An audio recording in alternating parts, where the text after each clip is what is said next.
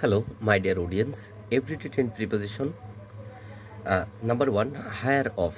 A পার্সনের ক্ষেত্রে of ব্যবহার করা হয় higher of এবং then higher to প্রপার্টির ক্ষেত্রে he is the higher of his uncle অর্থাৎ তার চাচার উত্তরাধিকারী তিনি।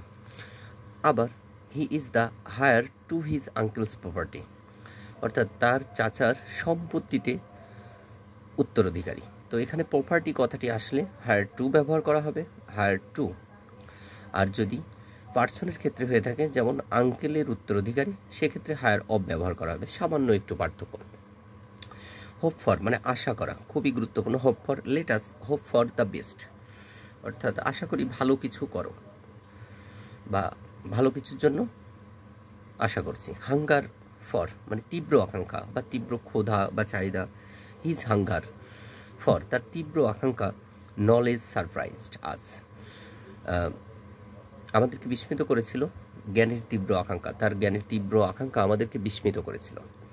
ইগনোরেন্ট অফ খুবই গুরুত্বপূর্ণ মানে অজ্ঞ বা সে জানে না এই অর্থে ব্যবহার করা হয়। He is ignorant of this rule. তাহলে এই নিয়ম তিনি অজ্ঞ, এই নিয়মের তিনি অজ্ঞ মানে এই নিয়ম তিনি জানতেন না। ইল উইথ মানে অসুস্থ, ইল উইথ মানে অসুস্থ।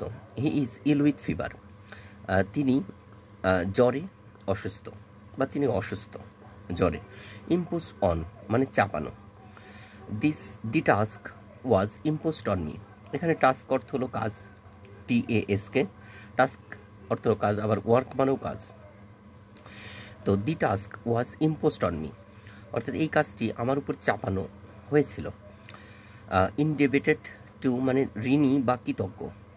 ইনডিবেটেড to, I am indebted to him for this help এই সাহায্যের জন্য আমি তার কাছে ঋণী বা কৃতজ্ঞ। ইনডিফারেন্ট টু মানে উদাসীন, ইনডিফারেন্ট টু মানে উদাসীন, খুবই গুরুত্বপূর্ণ। He is indifferent to our problems আমাদের সমস্যায় তিনি আসলে উদাসীন দেখাচ্ছিল বা আমাদের সমস্যার প্রতি তিনি উদাসীন। ইন্ডুলেস ইন মানে আসক্ত হওয়া। ডু নট ইন্ডুলেস ইন ওয়াইন অর্থাৎ মদে আসক্ত হয়ে না, বা ওয়াইন এক ধরনের মদ, সেই মদে আসক্ত না হওয়ার কথা বলা হচ্ছে। ইনফর্ম অফ মানে জানানো বা অবগত করানো।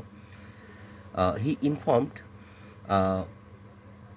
The police of the murder অর্থাৎ এই হত্যার যে খবরটি পুলিশকে জানানো বা অবগত করা উচিত।